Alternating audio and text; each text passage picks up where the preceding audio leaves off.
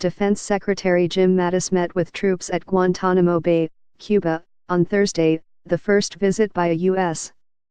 defense chief to the American naval outpost in more than a decade.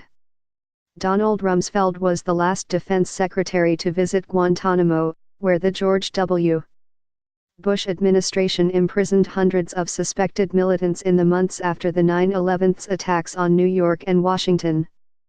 The prison, which housed more than 700 inmates at its peak, became a symbol of the American excess that followed those attacks, including detainee torture, extrajudicial imprisonment and opaque, slow-moving military trials. The Trump era has stranded these 5 men at Guantanamo Bay.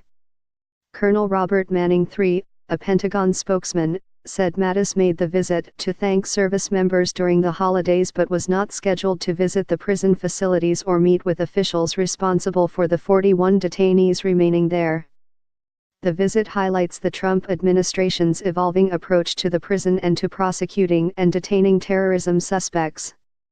Since taking office, President Trump appears to have backed off earlier promises to fill Guantanamo with bad dudes.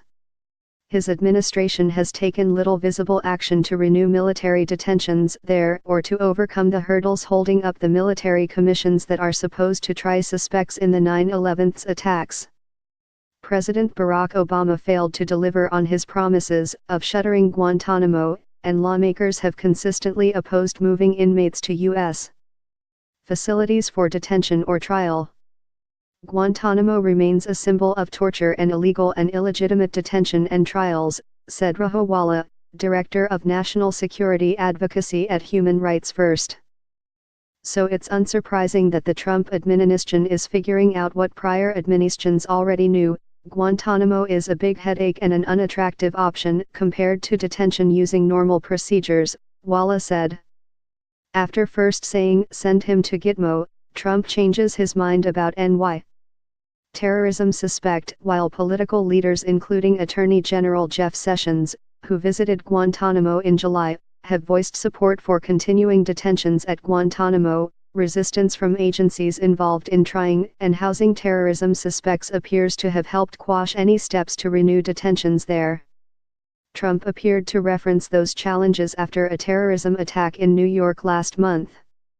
After initially saying he would like to see suspect Safulo Sepov at the military prison, the president later tweeted that he would love to send the New York City terrorist to Guantanamo, but statistically that process takes much longer than going through the federal system. Dan Lamott, Julie Tate, Matt Zapotosky, and Devlin Barrett contributed to this report.